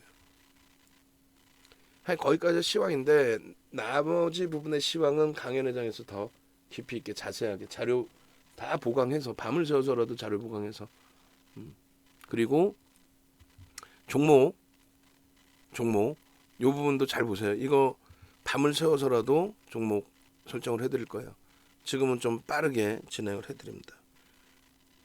일단 이 종목군들에 대해서 어찌됐건 빠르게 진행해더라도 종목군들 나 좀 설명 듣고 싶어요 하시는 분들 지금 뭐 1시간째 1시간 10분째 이렇게 시황 22일께 더 자세히 돼 있어. 막 악쓰고 뭐 난리 났었어. 그거 좀 이따 또 올려드리면 들으시고 지금 기준에서 1111 한번 갑시다. 우리가 1등이다. 이번 반등장에서 소외되면 안 됩니다. 이번 반등장 농담해라. 7월 달에 2,700 9월 달에 3,000까지 그때 소외되면 여러분들은 원금 회복은 끝나는 거야. 못해. 수익까지 잡아가셔야 돼요. 지금 장은요 무지하게 좋은 장입니다. 거짓말이 아니라 세상에서 가장 좋은 장입니다. 이렇게 좋은 장은 전 못 봤어요. 왜? 눈에 보이는 장이잖아. 코로나19 때처럼 코로나19 때 뭐라 그랬어요? 1,400까지 밀리는데 거기다 대고 윤정두가 3월 달에 이거 4월에 2,000 갑니다 그랬잖아. 1,400인데 600포인트 오른다는 거야. 정신 나갔다 그러지 사람들이. 저거 윤정두 미쳤구나 그랬다고. 시장이 1,400포인트 때까지 밀렸는데 거기다 대놓고 3월 달에 4월에 2,000 가니까 지금 빨리 담으세요. 그러면서 근거를 막 보여드린단 말이야. 예전에 사스 때, 메리스 때, 또 글로벌 중앙 정부의 정책, 중앙은행의 정책, 금리를 막 그냥 막 제로 금리를 또 내려놔. 지표는 좋은데, 돈이 막 풀렸어. 그 2,000 얼마 갔어요? 1,970 갔죠. 4월까지 해서. 그때 그 기회를 놓치신 분들은 말짱 이제 시장에 참여도 못하는 거야. 그러고 나서 어떻게 돼요? 2,400 찍고 눌릴 때 보실래요? 국내 증시의 흐름에서 이거 아주 소름 돋지. 응? 똑같은 얘기했거든 그 당시에 윤정두가 1,400까지 밀리는데 정신 똑띠 참겨야 됩니다라고 하면서 어떻게 했어요? 월봉 기준에 남들이 전부 아니라고 할 때 윤정두 혼자 악쓰고 난리 났었던 거야. 윤정두 혼자. 여기서 계속 깨고 내려가고 앉아있는데 1,400까지 가는데 2,000 갑니다. 이건 무조건 돌립니다. 이거는. 그러면서 근거를 다 드렸다고. 지금도 똑같은 근거를 드리는 거예요. 사실은. 그리고 여기까지 올라오니까 여기서 더 깨진다는 친구들, 또 이건 거품이니까 빨리 반등 나올 때 다 팔아야 된다는 친구들, 제2의 IMF보다 더 무서운 거라고 막 그렇게 떠들던 친구들, 응? 그 친구들 다 어디 갔냐고. 그래놓고 지들은 여기서 계속 팔려고 그러고 반등 나올 때마다 물량 줄이라고 해놓고 결국 여기서 꺾이니까 뭐라는, 아우 이게 어떻게 더 가겠어. 2600 사상 최대치를 어떻게 넘겨요. 지금 코로나 시국에 있다고 그래. 이게 돈의 가치가 훼손이 됐는데, 그 윤정두만 여기서 야 걱정하지 말고 IT, 자동차, LG화학 때려 담아야 됩니다. 그래 우리 주력 포트폴리오가 그거 있잖아. 세 가지. 삼성전자, 하이닉스, 현대차, 기아, LG화학. 지금 뭐 1년, 2년, 3년, 5년, 10년, 15년 이상 되신 고객분들이 다 지금 계시는데 어떻게 거짓말을 할 수 있어요? 결론은 어떻게 해서요? 삼성전자, 하이닉스, LG화학, 자동차가 80%씩 올라오면서 75, 80% 이상 올라오면서 시장 상승률 40%를 이끌어낸 겁니다. 그러면서 사상 최대치 고점을 넘기는데 우리나라만 아니죠. 글로벌 시장 전부 다. 지금의 시장의 지수가 그런 거예요. 농담이 아니라 밀려 떨어질 때 대처를 좀 많이 잘못했다고 치더라도 지정학적 리스크 때문에 1월 저점을 이렇게까지 깰 줄 몰랐지. 아니 글로벌 시장이 이렇게 깨진 데가 없어요. 우리나라만 지금 깨진 거야. 그러면 이유를 찾을 수가 없어. 지정학적 리스크 이외에는 뭐가 있어? 뭐 어떤 걸 핑계 댈 거야? 반도체? 대만보다 우리가 더 깨졌어. 반도체는 대만은 시가총액 한 70% 이상 비중이 반도체의 기준이죠. IT. 대만보다 우리가 더 깨졌어. 미국보다 더 깨졌어. 나스닥 그렇게 많이 올라간 나스닥보다 더 깨졌어. 근데 이 시장의 이 흐름에서 시장 대비 여전히 강세를 띠는 거는요. 주력 업종뿐이 없어요. 그거 보여드릴 거예요. 그거. 종목 넘어가기 전에 이거 한번 봅시다. 전체 업종. 일단 1111 맞아. 눌러주세요. 잠시 저도 물 좀 갖고 올게. 1111.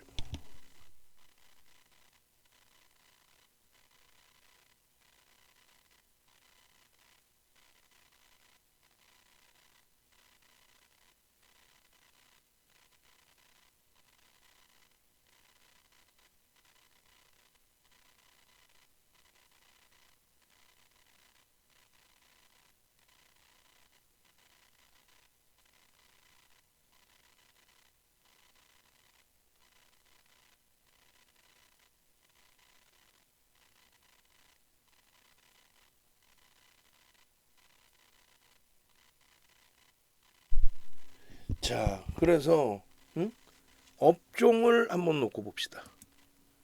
업종을 굉장히 중요한 거예요.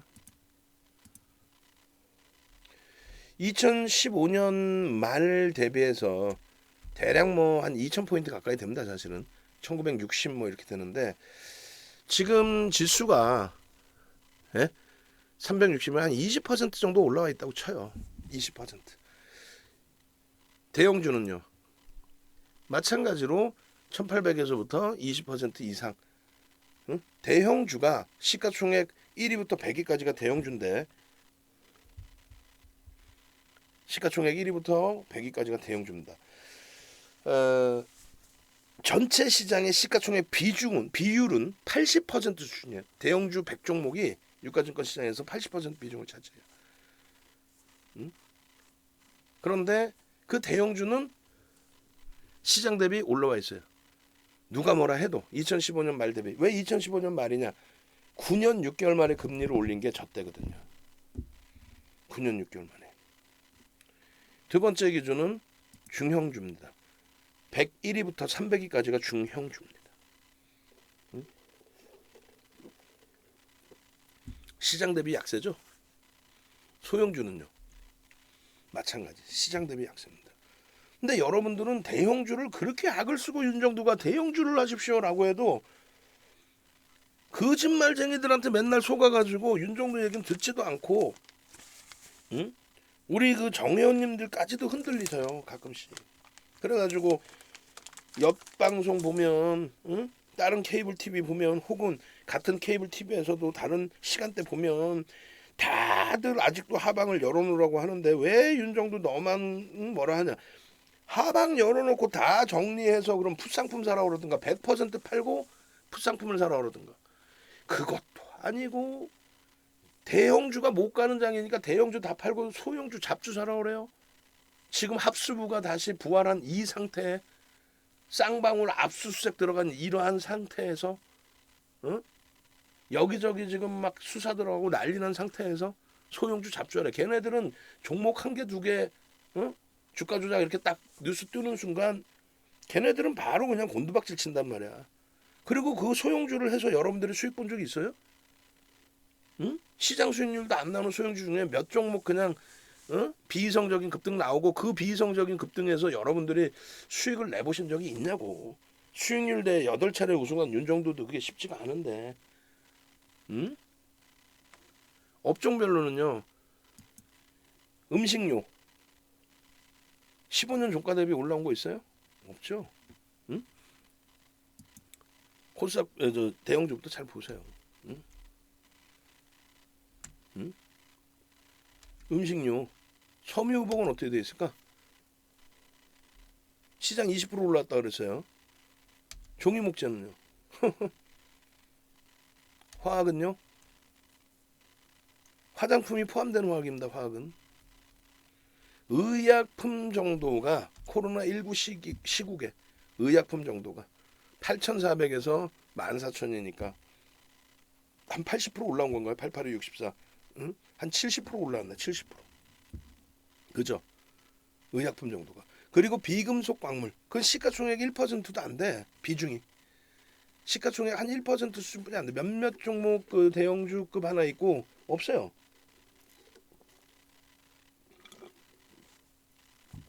비금속 광물.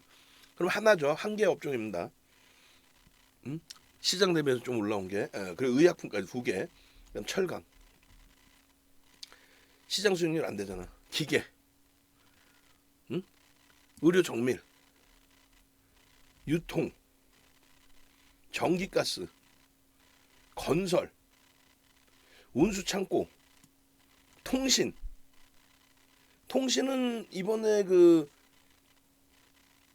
2021년 이후에 강세를 띈 이후에 이번에 안 밀렸어요. 안 밀려서 저 흐름을 가지고 있는 겁니다. 응? 그러면은 뭐예요? 비금속 광물, 의약품, 통신 세 개지, 세 개. 응? 세 개. 근데 얘는 상승률은 한 30%뿐이 안 돼. 시장 20% 대비 조금 더 올라온 거예요. 그죠? 그다음에 금융. 금융업은 이제 지주사가 포함되어 있는 겁니다. 지주사. 은행, 증권, 보험. 21개의 업종에서 3개의 업종이 오르고 나머지는 다 시장 대비 밀리고 오히려 마이너스 나는 종목 업종군도 많아요. 근데 지수는 어떻게 평균치로 따졌을 때 21개에서 3개 빼고 17개가 하락이에요. 전기전자 업종 올랐겠죠, 당연히. 근데 어떻게 지수가 하락 업종이 많은데 지수가 견인됐느냐? 20%나. 전기전자 업종은요. 얼마예요? 9,500이니까 만 잡고도 만을 잡는다고 해도 얼마? 100% 이상 올라와 있습니다. 이게 시장 주도주인 거예요. 이게 2003년 바닥 찍고 500에서 2007년도 2000 넘길 때 그럼 500에서 2000이니까 1500포인트 300% 올라왔잖아요. 그 300% 올라올 때 300% 올라올 때 조선업 중에서 지금의 한국조선해양 그때 현대중공업이 몇 배? 33배 올라옵니다. 33배. 차화정 랠리 때 시장이 900에서부터 2200까지 150% 올라올 때 150% 올라올 때 그러니까 맨 처음 2003년부터 2007년까지는 삼성전자가요 못 올랐어요. 시장 수익률이 채 안 나왔습니다. 그리고 차화정 랠리 2009년부터 2009년 3월부터 2011년까지 차화정 랠리 나올 때가 시장 150% 올랐거든요. 삼성전자는 딱 시장 수익률 나왔습니다. 그리고 그때 당시 차화정이죠. 화학정유는 지금의 바이오주들처럼 움직였어요. 유가가 수요에 의한 백불이 아니라 유가가 달러 인덱스의 약세 때문에 백불을 하고 있었을 때거든요. 근데 그거를 화학 종류가 수요에 의해서 올라갔다면 랠리가 나오다 되는데 랩 상품에 돈이 몰리면서 올라갔단 말이에요. 어찌 됐건 14배 올라옵니다. 롯데케미칼 14배, 정유주들을 5배에서 7배, LG화학 12배인가요? 그리고 자동차는 실적에 의해서 움직입니다. 엔화의 초강세에 의해서 가격 경쟁력. 그렇게 되면서 결론은 현대차가 7배 수준? 예. 기아가 14배 올라옵니다. 시장 대비 10배씩 올라온 거예요. 지금 시장 대비해서 저점 대비 그 2016년 1월 저점 대비해서는 165% 올라온 거니까 시장이 20% 올라왔다고 치면 몇 배? 7배? 8배? 하이닉스가 무지하게 깨져 있지만은 하이닉스가 시장 대비해서 시장 20% 올랐잖아요. 하이닉스 SK 하이닉스 볼까요? 놀라지 마세요. 굉장히 약한 하이닉스임에도 불구하고 보시면 어떻게 돼 있어요? 바닥 대비 257. 바닥 대비 시장 20% 올라와 있을 때.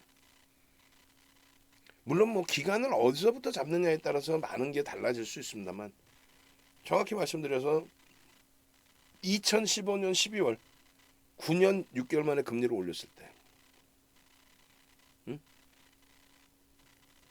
그리고 다시 제로금리에 이번에 금리 올리는 거잖아요. 금리 올리는 시점마다 시장은 랠리지 금리 올릴 때 무너진 적이 없어요. 금리 올리고 나서 이제 한 2달 정도가 차익 실현 욕구가 터지면서 고점 대비 최고점 대비 15%씩 빠진 경우도 있습니다. 15%씩. 근데 이번에는 원체 랠리가 가팔랐기 때문인지 결론적으로 S&P 500 지수가 20% 하락률이 20% 하락률이 나온 거죠. S&P 500 지수가 최고점 대비. 이제는 바닥을 다지고 돌린다라고 생각하시는 게 옳아요. 보시면 로그 차트로 보시면요. 조정 뭐 받을 만큼 다 받았다라고 인식을 해도 크게 지금이 이 2000년 그 코로나19 대비해서 어마어마하게 빠진 것 같잖아요. 그러지 않아요. 코로나19 때가 더 많이 빠졌었어요. 근데 그런 그 위기에 처해 있느냐? 아니라니까. 하여간에 어찌됐든 주도 업종군에 대한 흐름에 대해서 크게 우려하실 바는 아니라는 거. 그리고 이제 지금 기준에서 보시면 요 종목 기준에서 삼성전자부터 주력주에 대한 기준을 좀 설정을 해서 말씀을 드릴 건데 일단은 잠시 강연의 설명부터 간단하게만 드리고 다시 종목으로 넘어오겠습니다. 지금 네이버에서 윤정두를 검색하세요. 윤정두. 그럼 이렇게 홈페이지를 찾아오실 수 있어요. 프로필도 한 번씩 보시고 홈페이지 찾아오시면 이렇게 무료 강연회가 있습니다. 무료 강연회가 무료 강연회 오세요. 오셔서 함께 강의 끝나고 식사도 하시고 식대는 제가 내드리니까 그리고 지금 이쪽으로 문자 보내셔서 강연에 신청하시고 그래서 쉬운 분께는 이제 도수 자료를 통으로 드릴 건데 지금 아까 28분인가 신청을 하셨더라고요. 그리고 우리 VIP 회원님들이 10분 중에 9분이 이제 식사를 하시고 가신다고 하시니 같이 식사하시면서 뭐 궁금하신 거 있으시면 물어보시면 되고.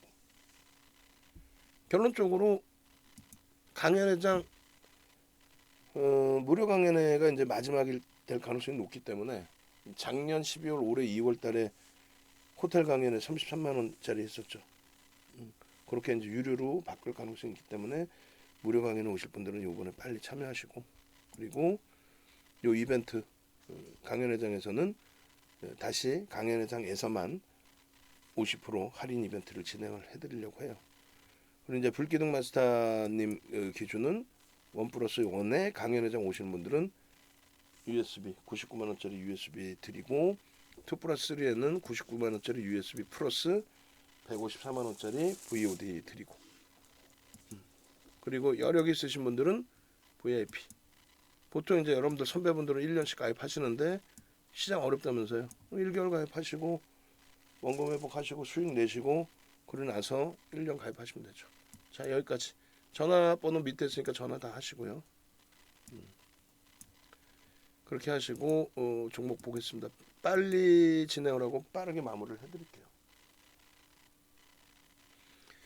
보시면은 이제 실적이 실적, 다른 거 다 필요 없어요. 실적. 오늘 금요일 날 네이버하고 LG화학이 네이버하고 그죠, LG화학이 시가총액이 바뀌어 버렸어. 아쉽게도 다시 바뀌었어요.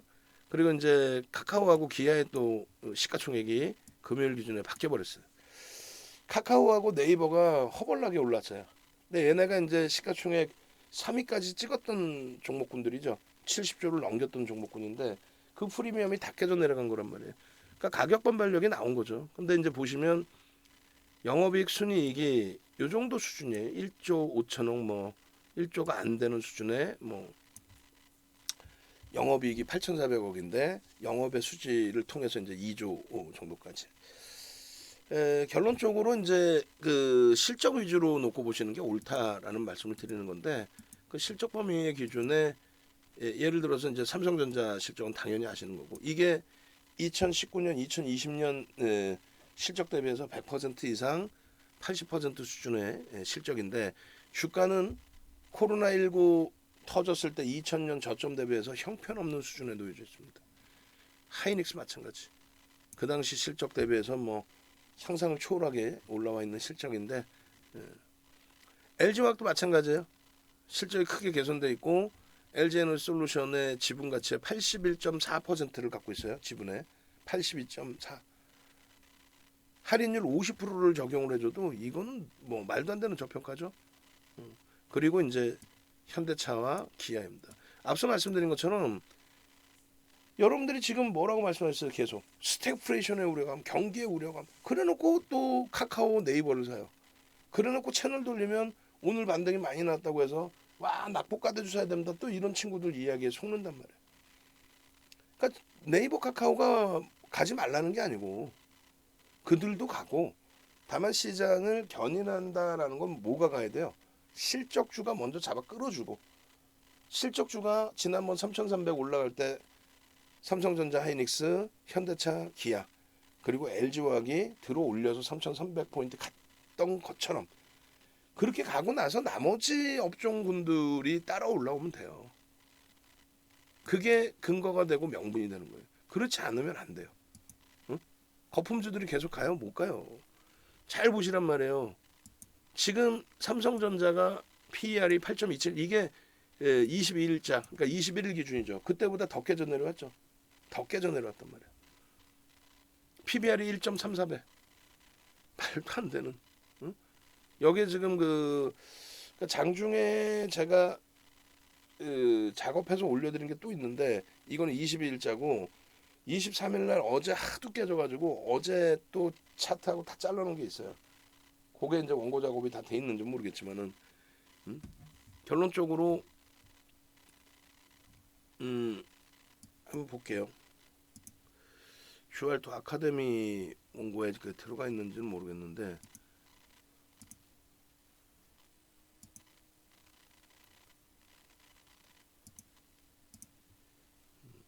그렇게 해서 여러분들이 주알투 아카데미 죄송합니다. 잠시만요. 주알투 아카데미. 그래서 여러분들이 이 삼성전자의 이 실적 범위를 놓고 보실 때 2019년도하고 2020년 지금 컨센서스 이게 반도체 업황이 안 좋대요. 그래서 하향돼봐 얼마나 하향되겠냐고. 벌써 이미 크게 하향돼 있어야 되는데 그렇게 하향되지도 않았단 말이에요. 결론적으로 하향되지도 않은 실적에 대해서 뭐 여러분들께 공포감을 더 잡아내주고 있고 말도 안 되는 흐름으로 이끌어가고 있는데 그렇게 우려하실 필요는 없다. 결론적으로 지금 놓고 보시게 됐을 때 삼성전자의 영업이익이 2019년 또 2020년 대비 80%란 말이에요.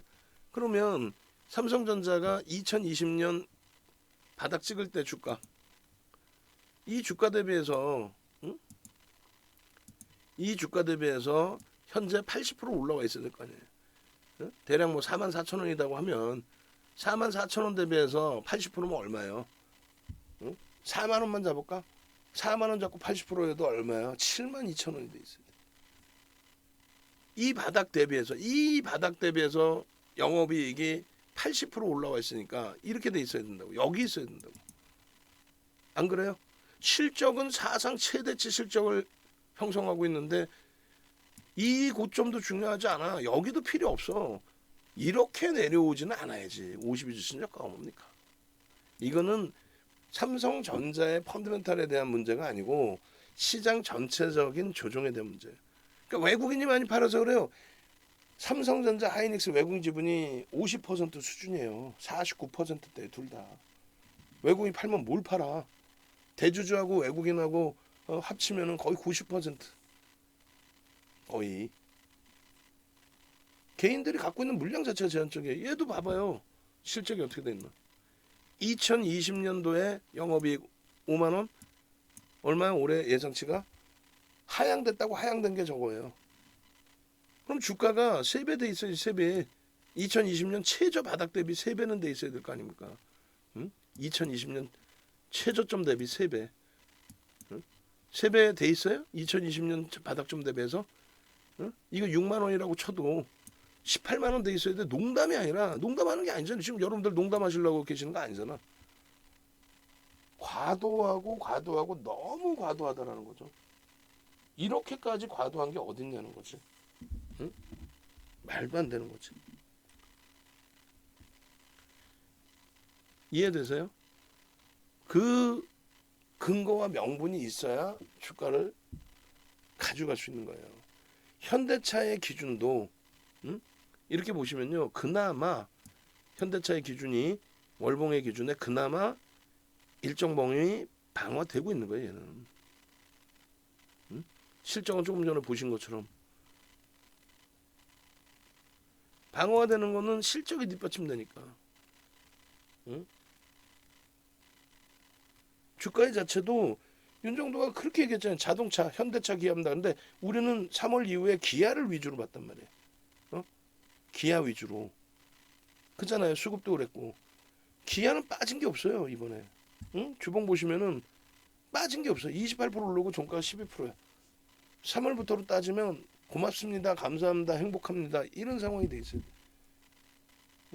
우리 VIP 회원님들께 혼나는 얘기가 되겠지만은 우리가 10월 이후에 SK 하이닉스 위주로 또 올해 3월 이후에 기아 위주로 그리고 3월 4월 전부 다 LG와 집중적으로 세계 업종군을 3월 이후에 가지고 있었다면은 기아에서 12% 그리고 LG화학에서 LG화학에서 어떻게 돼요? 마찬가지예요. LG화학의 기준에서 37%까지 올랐다가 26%의 눌림폭이에요. 그죠? 그러면 이 LG화학에 대해서 3월 이후에 가지고 계셨으면은 얘하고 기아하고 최대 30%씩 편입할 수 있다고 그랬고 IT는 절반 이상을 편입한다고 그랬고 그럼 100% 넘네. 그러면은 IT의 하이닉스의 3월 이후에 그러면 굉장한 조정을 받은 상태가 맞아요. 근데 그 굉장한 조정을 받았지만 그게 시장 하락률 수준 조금 넘을 거란 말이에요. 근데 그러면은 3월부터 해서 LG화학하고 LG화학하고 기아를 같이 가지고 있었으면 어떻게 돼요? 계좌 전체 수익률은 손익률은 방어가 된단 말이야. 여러분들 계좌 검사 해볼까요? 내 계좌가 3월 이후에 플러스가 나 있는데 지금 이 시간에 윤정도 방송 무방 듣고 계세요? 아니잖아. 초전박살 나 있을 걸 다들. 응? 그러니까 버거워서 지금 방송 듣고 계시잖아요. 그죠? 응? 버거워서. 앞으로도 포트폴리오를 제대로 구성해야 된단 말이에요. 우리도 수익 종목에서 무지하게 깨졌어요. 수익 종목, 단기 종목 뭐 다손절이지 어떻게 따지면. 응? 그래 안 그래요? 응? 결론적으로 지금 하이닉스 3월 달부터 한번 보시죠 뭐. 하이닉스의 그 손실 범위를 기아하고 LG화학이 좀 커버해 줄 수 있는 기준이 되느냐. 반반씩 갖고 있었다고 치면 여기서 30% 손실 난 거 최고점 대비 29.27이니까 30% 손실 난 거 기아하고 LG화학이 한 15%는 커버를 해주네요. 그럼 전체적으로 15% 정도 손실이면 그러면 살아날 방법을 모색할 수가 있어. 응? 살아날 방법을 모색할 수 있잖아요. 안 그래요? 15% 계좌 손실이면은 어떻게든 이번에 내가 살아나 보자. 정신 바짝 챙기고 그렇게 되지 않나요? 시장 지수가 지금 6월에만 14%까지 밀렸었어요. 시장 지수 15% 밀려있네. 그러면 딱 시장 하락률 수준이잖아. 내 계좌가 시장 하락률 수준.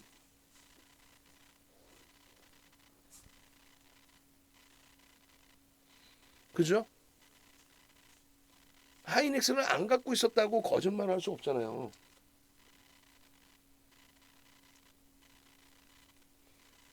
결론적으로 이쪽의 손실 커버를 물론 비율이 좀 다르겠지만은 LG화학에서 기아에서 잡아내줄 수 있었다면 그러면 얼마든지 새로운 기회를 만들 수 있는 거예요. 근데 그렇지 못하고 예를 들면은 뭐 물론 뭐 또 그 기간 기준에서 또 많은 차이가 있겠습니다만 말도 안 되는 종목군들을 가지고 계시면은 예를 들면 SK바이오사이언스 작년에 우리가 잘 수익을 냈던 이런 종목 어떻게 할 거예요? 펀더멘탈이 뒷받침이 안 되니까 셀트리온 오늘 굉장히 강했죠. 응? 셀트리온 굉장히 강했잖아요. 뭐 3월로 따지면 얘는 뭐 올해는 뭐 밀린 것도 없네. 그렇지만은 저거를 돌리기 위한 저거쯤에서 밀린 걸 돌리기 위한 펀더멘탈을 갖고 있느냐라고 했을 때 테마주들 이런 거 다날, 응? 비덴트 우리도 매매했잖아요. 근데 거래 딱 끊기는 순간 우리는 뒤도 안 쳐다보죠. 거래가 없어지는 순간. 위메이드도 수익도 많이 냈고 손절도 많이 했어. 근데 위메이드 같은 경우에도 매번 말씀드리는 게 8천억짜리 종목을 7조 5천억까지 땡긴 상태에서 2조 원대 맴돌고 있을 때 저 양봉 하나 튀어나왔을 때 아 저거 뭐 단타를 칠 수도 있지만 저평가라고 생각하시면 안 됩니다라고 분명히 말씀을 드렸고 그러니까 지금의 기준에서는 우리가 어려워도요 잘 보시면은 항상 오픈돼 있는 종목이 뭐였어요? 뭐 예를 들어서 OCI 같은 애들, 응? OCI 같은 애들 시장 대비해서 지금 잘 보세요. 한국 항공우주 같은 애들, 응? 또 우리가 또 뭐 오픈해드렸어요. 계속 에코프로 BM, 응? 시가총액 1위의 프리미엄이 있습니다. 에코프로 BM, 또 하나솔루션 최근에 들어서 고점에 잡혀 있다 할지라도 시장 대비해서 그럼 와보시라는 거예요. 오리온, 응? 또 현대로템도 많이 깨졌죠 지금. 응? 시장 대비해서 흐름을 보시란 말이에요. 시장 대비해서의 흐름을 가지고 갈 수 있는 종목군의 기준이 되느냐. 응? 지금 IT 그 중형주급들 LG노텍도 DB하이텍 무지하게 깨졌어요. 그죠? 그렇지만은 이런 종목군들의 시장 대비해서의 전체적인 흐름을 한번 같이 놓고 보자. 결론적으로 결론적으로 여러분들이 시가총액 1위 사실상 얘는 프리미엄이 있는 종목이라고 말씀을 드렸고 시가총액 1위로서의 프리미엄을 그냥 얹어가자. 시장에 반등이 나오면 가장 강하게 매수 강도가 들어오는 것은 시가총액 최상위 종목이다. 네이버, 카카오도 그렇고 인덱스 상품 쪽에서 들어오니까 매수가. 그러니까 에코프로 BM도 그렇다. 그러면서 이 에코프로 BM의 월봉, 주봉, 일봉 다 보여드리면서 저 자락들이 얼마나 좋은 자리입니까 저게. 어제 뭐 정신 못 차리게 두들겨 맞았지만은 목요일 날 그렇죠. 우리는 굳건하게 대처를 했죠. 그러고 나서 금요일 날 상상을 또 초월하는 탄력을 받았고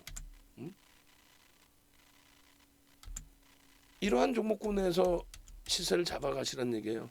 이러한 종목군에서. 그래야만 여러분들 계좌를 잡아낼 수 있는, 이겨낼 수 있는 거예요. 이 시장을. 지금 그 박성재 TV 26회차 주말 그리고 월요일 날 방송 온거 내용에서 코스모 신소재 보시면은 코스모 신소재에서 이번에 편입하셔가지고 시장 깨지면서 7% 손실 났다고 예전에 가입했던 분이 옛날 VIP 회원님이신데 이번에 이제 한 달 끊고 들어오셨는데 이탈이 돼버렸어요. 이탈됐다라는 건 뭐예요? 코스모 신소재 손절을 했다라는 내용이 되죠. 그게 제일 안타깝다라는 거야. 그게 에코프로 BM 그나마 잘 오늘 돌려놨는데 코스모 신소재도 이번에 무지하게 두들겨 맞았잖아요. 응? 결론적으로 코스모 신소재 이렇게 쭉 계속해서 수익 범위 가져가다가 매매가 원활하신 분들은 그럼 결론은 석배령 떴을 때 차익 실현할 수 있거든요. 이게 지금 장악형 딱 떴을 때 기준이란 말이에요. 52,200원. 그렇게 하고 61,700원 찍고 무너져 내릴 때 요 위치에서부터 석배령 찍고 깨져 내려올 때 그다음에 다시 셋배령 뜨고 돌릴 때 그러면 매매가 원활하신 분들 교육 잘 받으신 분들은 윤정두가 가져갑시다 해도 저기서 차익 실현을 일단 하실 수 있어요. 근데 윤정두가 가져갑시다 한 이유는 시장의 영향력도 있었고 그리고 미처 잘라내지 못한 부분 차익 실현 못한 부분이 있었다라고 한다면 그럼 수급 범위 수급 논리를 보자. 여기서 장학형 뜰 때 저 수급 논리 장학형 뜨고 61,000원대까지 올라간 거죠. 52,000원에서 결론적으로 이건 교수형이 아닙니다. 누적 수급이 3개월 만에 17위에 올라와 있고 매집률로 1위입니다. 11% 매집됐어요 지금. 그럼에도 얘를 주력으로 가져가지 못해요. 주력에서 아까 말씀드린 것처럼 주력에서 기아, LG화학, 하이닉스 얘네가 그나마 계좌 손익을 어느 정도는 잡아주니까 그러다 보니까 나머지 부분에 이런 종목군들에서의 수익 범위를 한번 논해볼 수 있는 거고 조금 그 벅찬 기준이기도 합니다만 이번에 포트폴리오 구성을 하셔서 손실이 좀 많으신 분들이 계시죠. 우리도 보시면 이제 그 이렇게 해놨어요. 손실률이 손실 금액이 2천만 원이에요. 전체 자산은 모르겠는데 편입 자산 기준에서는 얼마? 이번 기준에 2천만 원 나누기 1억 3,600만 원인가 편입하신 거예요. 그럼 손실률이 14.7%입니다. 어마어마하죠? 어마어마합니다. 근데 AS 해드릴 때 주력 집중도가 높기 때문에 그렇다면은 지금 기준에서 감내하자, 이겨내자 이렇게 말씀드렸어요. 종목별로의 손익률이 지금 여기 나오나 모르겠는데 여기 안 나와버리는구나. 종목별로의 손익률 잡아놓고 보면은 삼성전자, 하이닉스, KB금융의 하락률이 굉장히 높아요. 그런데 주력주에서의 흐름, 그러니까 시장 대비해서 뭐 충분히 돌릴 수 있다라는 그 흐름, 그 기준은 굉장히 긍정적으로 해석을 하고 있습니다. 어찌됐건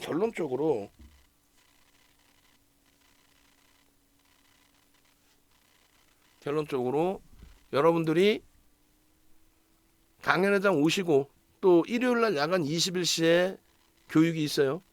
일요일날 야간 21시에 그때 교육 받으시고 그렇게 해서 이번 장에는 절대 여러분들이 소외돼서 코로나19 때 V자형 반등에 그걸 윤정도와 함께 못 잡아내서 원금 회복이 아니라 수익을 잡을 수 있는 그런 시점에 코로나19 같은 게 얼마나 큰 기회입니까? 눈에 보이는.